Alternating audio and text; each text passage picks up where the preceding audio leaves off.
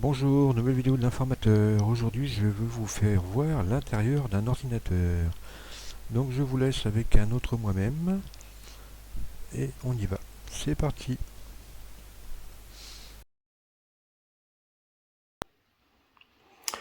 Alors, voici une vidéo concernant l'intérieur d'un ordinateur. Donc là, nous avons un ordinateur Acer Vectron. Et donc, je vais vous expliquer l'extérieur, donc le devant, le derrière et l'intérieur. Donc là, à l'intérieur, donc j'ai un peu enlevé la façade pour vous faire voir après. Donc là, nous avons ici le lecteur DVD, lecteur CD, DVD et graveur. Nous avons ici une prise USB. Nous avons une prise casque, donc une sortie casque, une entrée micro, une autre sortie USB. Voilà. Et qu'est-ce que nous avons d'autre? Nous avons le bouton de marche arrêt qui est ici. Voilà. Donc la façade avant, c'est pas trop compliqué. Derrière, nous avons alors ici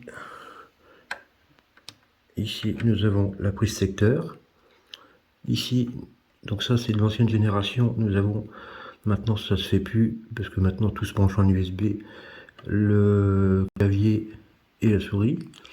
Ici c'est un port série, enfin bon c'est pareil, ça n'existe plus non plus, c'était pour brancher de vieilles imprimantes. Ici nous avons la sortie vidéo, une des sorties vidéo, on appelle ça le VGA. Ici nous avons une sortie vidéo qu'on appelle le DVI, c'est un format de câble. Ici nous avons les prises USB, ici nous avons la prise réseau, et ici nous avons les sorties audio. Alors les sorties audio, je ne me rappelais plus, et il a fallu que je regarde sur internet.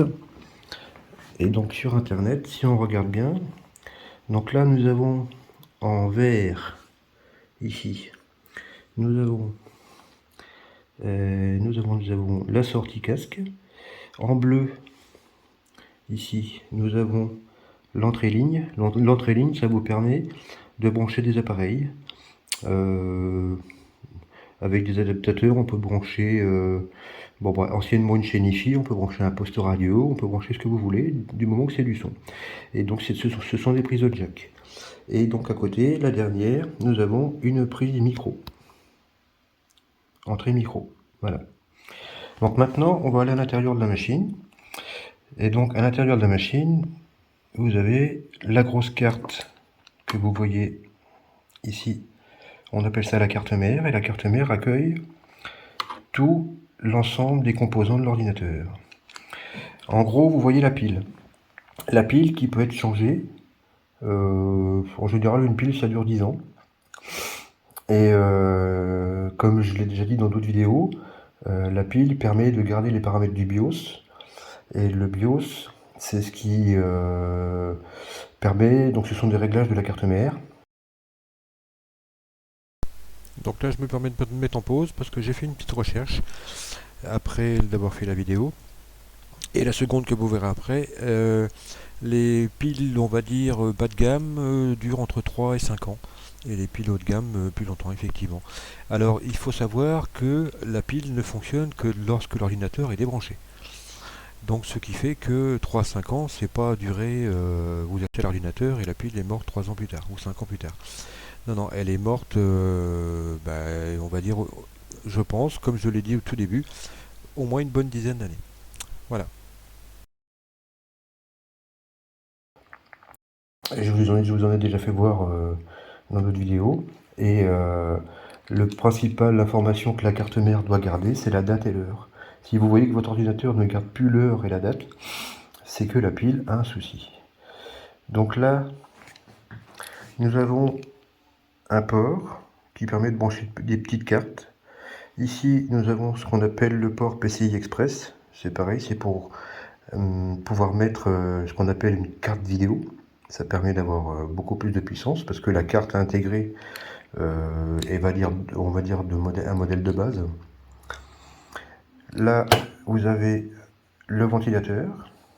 Et justement, je l'ai défait de façon à vous permettre de savoir ce qu'il y a en dessous. Et en dessous, vous avez le microprocesseur. Voilà.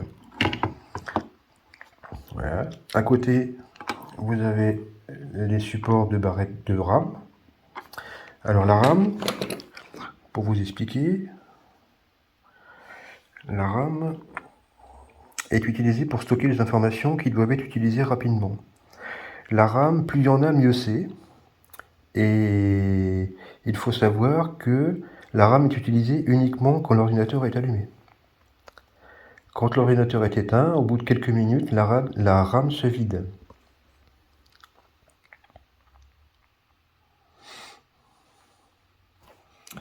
Et au contraire de la ROM, alors la ROM, justement, la ROM qui contient le BIOS, alors attendez, tac, on va enlever la façade. Alors, la puce du BIOS se cache.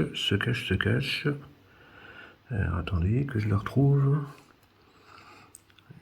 Juste à côté des barrettes de RAM. C'est la puce où il y a une petite étiquette là. Voilà. Et donc là, cette petite puce, c'est la puce qu'IBM voulait protéger au tout début des IBM PC. Et c'est ça que Compaq a réussi à, on va dire, pirater avec des ingénieurs qui ont réussi à faire de la rétro-ingénierie de façon à pouvoir faire des ordinateurs compatibles IBM PC. Voilà. Ici, vous avez l'alimentation. Et donc là, vous avez une barrette de RAM. Ici, là. Donc là, le support qui est là, il est vide. Et le support qui est ici, il est plein. Donc sur cet ordinateur-là, vous n'avez que 2 supports de mémoire. Voilà. Que vous dire de plus? Tous les petits branchements qui sont là permettent la connexion de toutes les entrées en façade. Les ports USB, etc. etc. Et ici, vous avez ce qu'on appelle le chipset graphique. Le chipset graphique, c'est une carte vidéo. Avant, dans les ordinateurs, il y a 30-40 ans, vous aviez une carte pour le son, vous aviez une carte pour la vidéo, vous aviez une carte pour le réseau, vous aviez une carte modem, etc. etc. Et ce n'est plus le cas maintenant. Avec la miniaturisation, il n'y a plus besoin de tout ça. Donc voilà.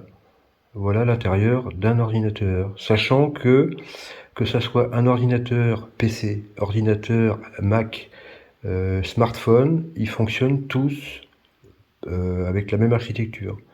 C'est-à-dire microprocesseur, mémoire, donc RAM, mémoire utilisée uniquement quand la machine fonctionne, ROM, donc le BIOS qui permet de sauvegarder la date à l'heure et quelques paramètres, des lecteurs si la place le permet, etc., etc. Vous avez maintenant des ultra portables où qu'il faut, vu l'épaisseur tellement fine de l'appareil, vous n'avez plus de lecteur parce qu'il n'y a pas la place, tout simplement.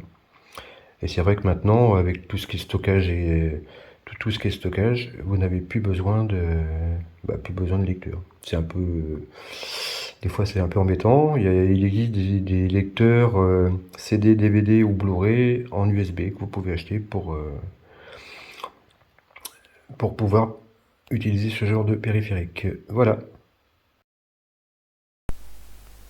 Donc ça, c'était l'intérieur d'un ordinateur. Je vais vous mettre une seconde vidéo. Alors attendez, toc toc.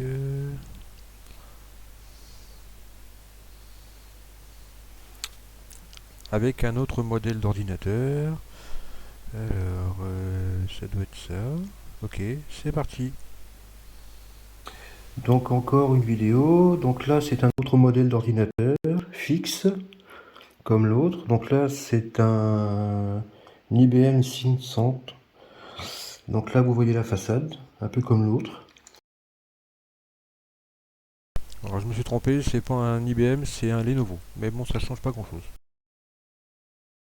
Avec le bouton de marche arrêt qui est là, les USB qui sont ici, les entrées, l'entrée micro et la sortie casque, les USB, le lecteur DVD CD graveur. Donc l'intérieur, je vous le refais pas, sauf que là, vous voyez que Mis à part la poussière, les 4 supports de mémoire sont pleins.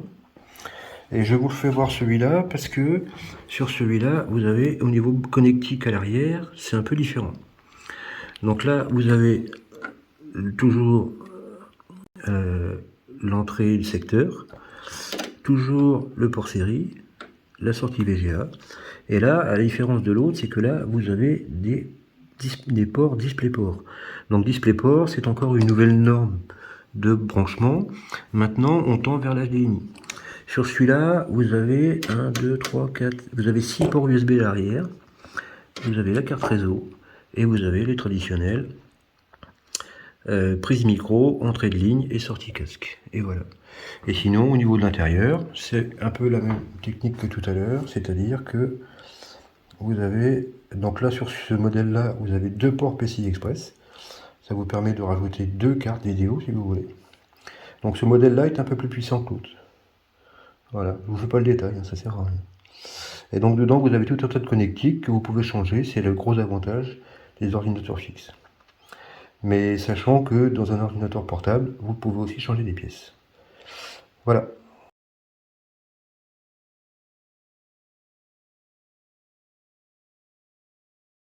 Donc voilà, c'était l'intérieur de l'ordinateur. Si vous avez des questions, n'hésitez pas à poster vos commentaires et vos questions. Merci de m'avoir regardé. À bientôt. Likez, partagez. Vous connaissez la manipulation. À bientôt.